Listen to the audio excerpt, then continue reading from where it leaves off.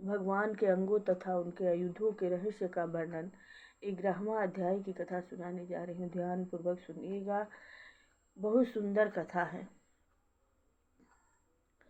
सौनक जी बोले, हे सूजी, आप भगवान के प्रिय भक्त हैं। हम लोग आपसे क्रिया योग का ज्ञान प्राप्त करना चाहते हैं।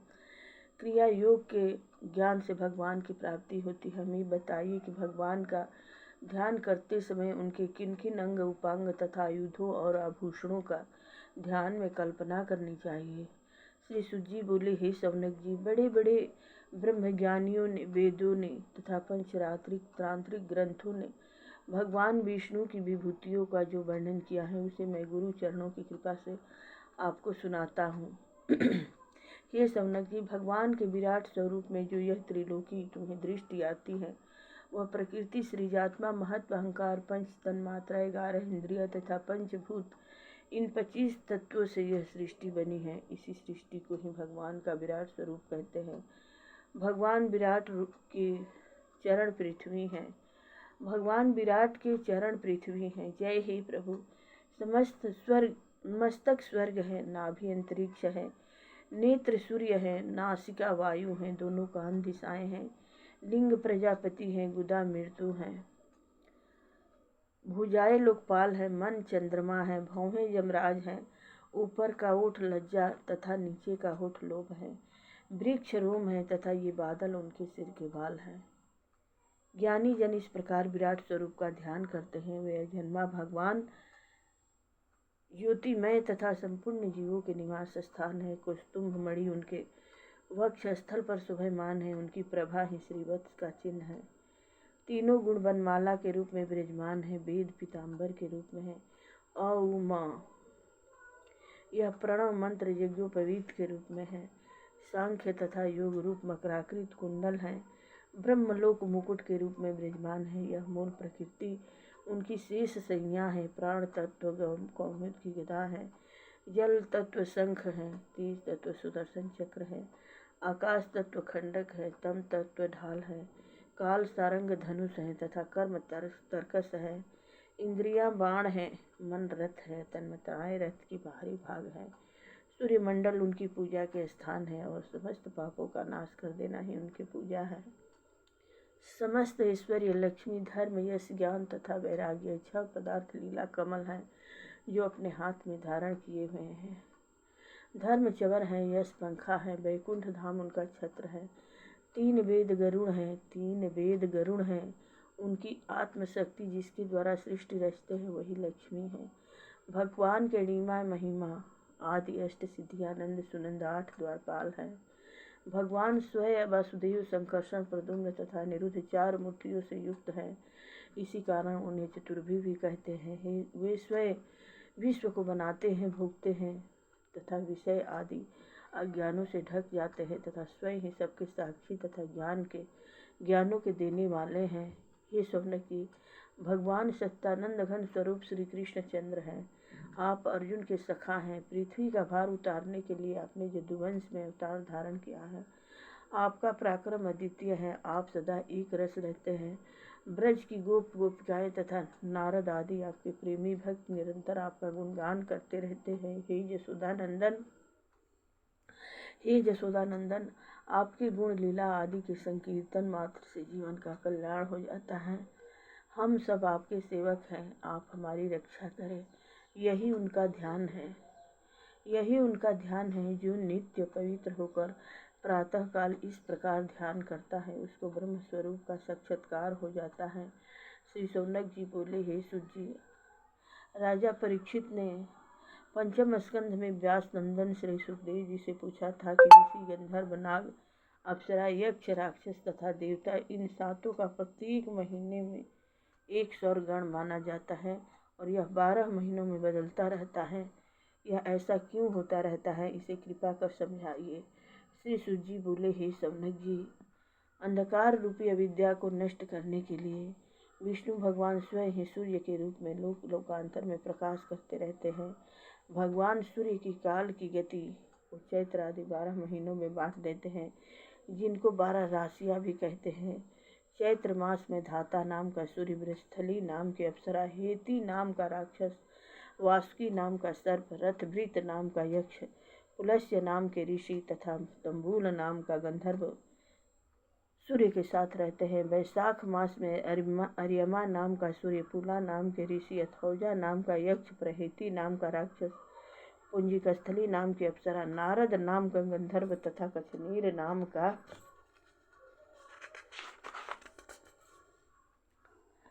सर्प उनके साथ रहते हैं। ज्येष्ठ मास में मित्र नाम का सूर्य, अत्रि ऋषि, पौरुषेय राक्षस, तक्षक सर्प, मेनका अप्सरा, हाहा गंधर्व तथा रथस्वन नाम का यक्ष उनके साथ रहता है। आषाढ़ मास में वरुण नाम का सूर्य, वशिष्ठ ऋषि, रंभा नाम की अप्सरा, सहजन्य यक्ष, हुहु गंधर्व, युद्ध नाम का नाग तथा चित्रस्वन नाम का राक्षस उनके साथ रहता है।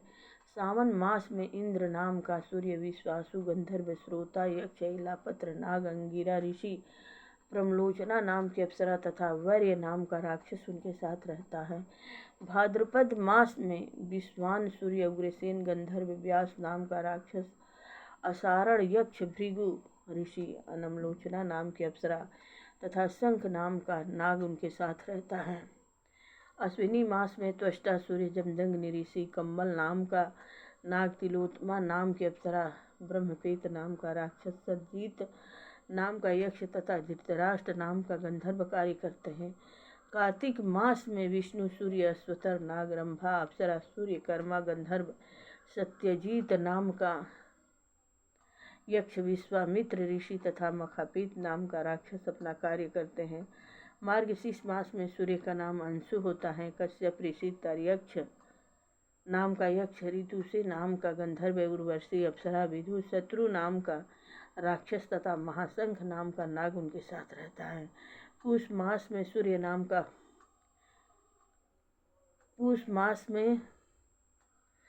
का नाम भग होता है। उसके साथ सफुर्जी नाम का राक्षस, अरिष्टनेम गंधर्व, अर्ण नाम का यक्ष, आयु नाम का ऋषि, पूर्वचिति अप्सरा तथा करकोटक नाम का नाग उनके साथ रहते हैं। माघ मास में सूर्य का नाम ऋषा, धन्वंतरय नाग, वात नाम का राक्षस, सुखरेण नाम का गंधर्व, सुरुचि नाम का यक्ष, गौतम ऋषि तथा घृताति नाम की अप्सरा रहते हैं। फागुन मास में सूर्य का नाम परिजन्यकृत नाम का यक्ष, परिचा नाम का राक्षस, भारद्वाज ऋषि, सेनजीत नाम की अप्सरा, विश्व नाम का गंधर्व तथा इरावत नाम का सूर्य उनके साथ रहते हैं। हे शौनक जी, सूर्य देव अपने 6 गणों के साथ 12 महीने भ्रमण करते रहते हैं।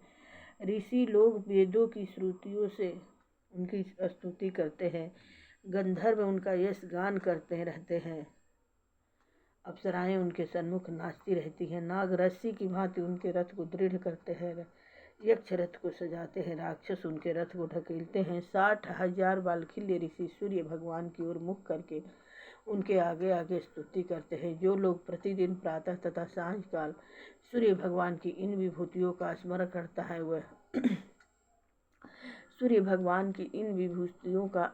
करता है वह सारे पापों से मुक्त हो जाता है। प्रेम से बोलिए मंगलमय भगवान की जय हो। अब मैं आप लोगों को 12वां अध्याय की कथा सुनाने जा रही हूँ।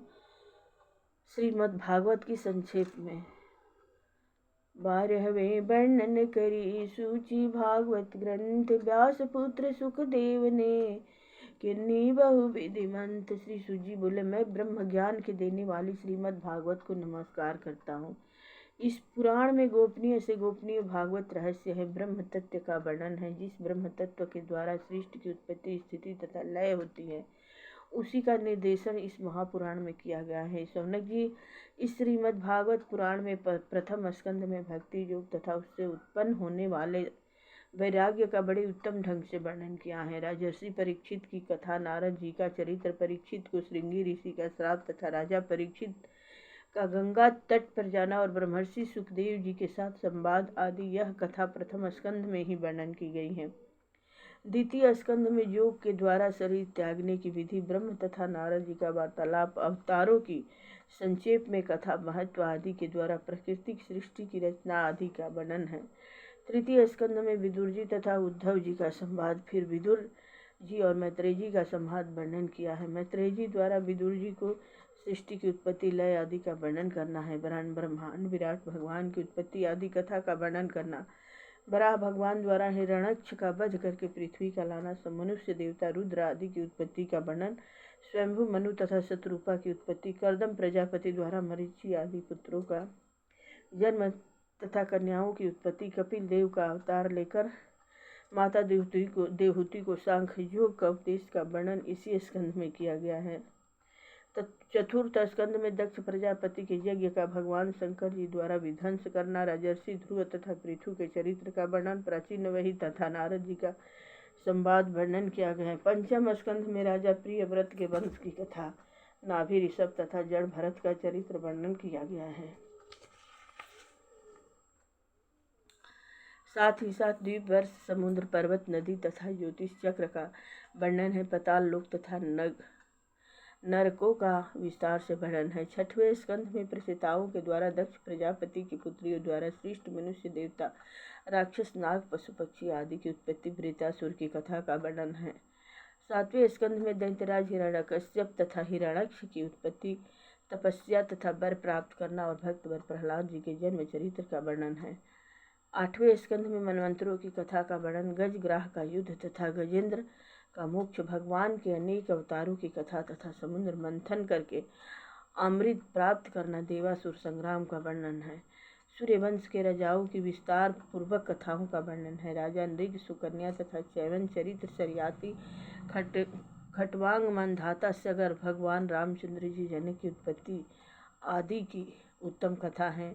चंद्रवंश के राजा पूर्वायाति, नहुष, दुष्यंत, भरत, शांतनु, भीष्म आदि की संक्षेप में कथाओं का वर्णन है। नवम स्कंध में इक्ष्वाकु वंश के राजाओं के वंश विस्तार का वर्णन है। हे सौनक जी, दसम स्कंध में यदुवंश शिरोमणि भगवान कृष्णचंद्र जी की अनुपम तथा पवित्र चरित्र का वर्णन है। उनका मथुरा में जन्म, गोकुल में नंद बाबा तथा यशोदा माता के द्वारा उनका लालन पालन, गोपियों तथा गोपियों के साथ बाल सुलभ क्रीड़ा, रास विलास आदि, कंस का वध, जरासंध से युद्ध, द्वारिका गमन, पांडवों से प्रेम तथा अनेक दुष्ट राजाओं का संहार, 16,108 रानियों के साथ विवाह करना, भौमासुर आदि अनेक दैत्यों का संहार करना, सदा भक्तों की सहायता करना, महाभारत युद्ध रचाकर पृथ्वी का भार उतारना आदि का वर्णन है।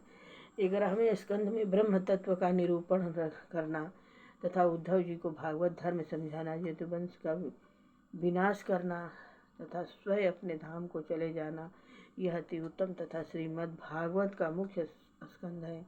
इसी स्कंध में ब्रह्म विद्या का सार अति निचोड़ भगवान श्री कृष्ण जी ने स्वयं अपने मुख से उद्धव जी को पिलाया है, जिस ब्रह्म तत्व को पीकर उद्धव जी अमर हो गए। 12वें स्कंध में अलग अलग गुणों के लक्षण तथा उन गुणों में रहने वाले मनुष्यों के धर्म, कर्म तथा लक्षणों का वर्णन किया गया है। 4 प्रकार की प्रलय तथा 3 प्रकार की उत्पत्ति का वर्णन इसी स्कंध में है। राजर्षि परीक्षित का शरीर त्याग, वेदों की शाखाओं का वर्णन,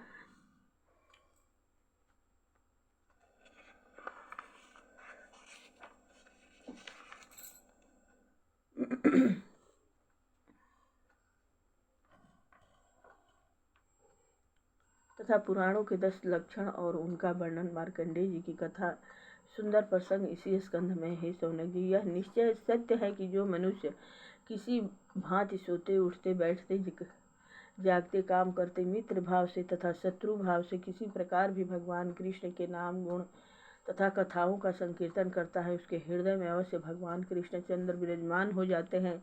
उनके संपूर्ण कष्ट तथा भवसागर के आवागमन चक्कर को दूर कर देते हैं।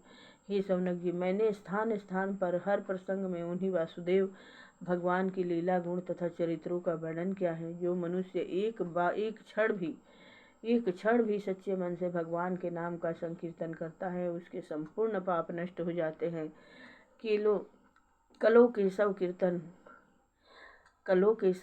कलयुग में केशव का कीर्तन ही मुख्य है। जो मनुष्य एकादशी तथा द्वादशी के दिन इस कथा को सुनता है, उसकी आयु दीर्घ होती है। जो निराहार संयम से इसका पाठ करता है, उसके पाप नष्ट हो जाते हैं। जो मनुष्य उपवास करके मथुरा, पुष्कर, कुरुक्षेत्र तथा द्वारिका में इसका पाठ करता है, वह संपूर्ण पापों से तथा भय से मुक्त हो जाता है। इसके पाठ करने से तीनों वेद तथा मधु, घी और दूध की नदियाँ आदि संपूर्ण सुखों की प्राप्ति होती है। शौनक जी, जो इस भागवत पुराण का पाठ करता है उसे परम पद प्राप्त होता है। उसको एक छत्र राज वैश्य को धन, शूद्र के सारे पाप नष्ट हो जाते हैं। मैं भगवान श्री कृष्ण व व्यास नंदन सुखदेव जी दोनों को नमस्कार करता हूँ। प्रेम से बोलिए मंगलमय भगवान की जय हो। जय जय मायापति की जय हो। जय जय सिद्धि नवनिधि की जय हो।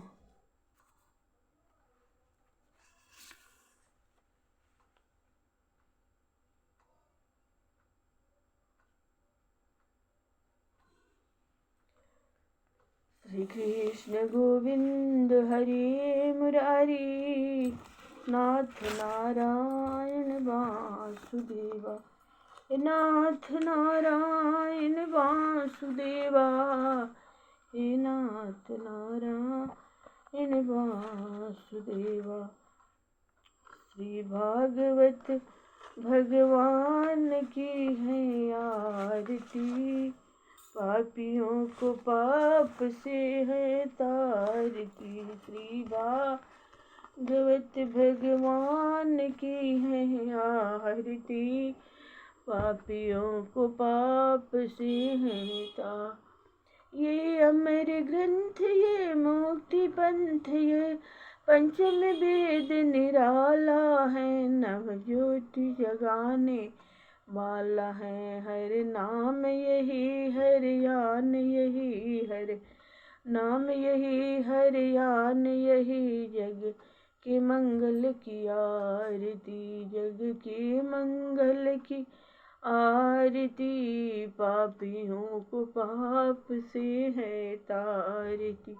ये शांत गीत पावन पुनीत, पापों को मिटाने वाला है, हरि दर्श कराने वाला है। ये सुख करणी, ये दुख हरणी, ये सुख करणी, ये दुख हरणी। श्री मधुसूदन की आरती, श्री मधुसूदन की आरती, पापियों को पाप से है तारती। ये मधुर बोल मम पंथ खोल, सन्मार्ग बताने वाला है, बिगड़ी को बनाने वाला है। श्री राम यही घनश्याम यही प्रभु राम, यही घनश्याम यही हरि की महिमा की आरती, हरि की महिमा की आरती, पापियों को पाप से है ता। प्रेम से बोलिए भागवत ग्रंथ की जय हो। मंगलमय भगवान की जय हो।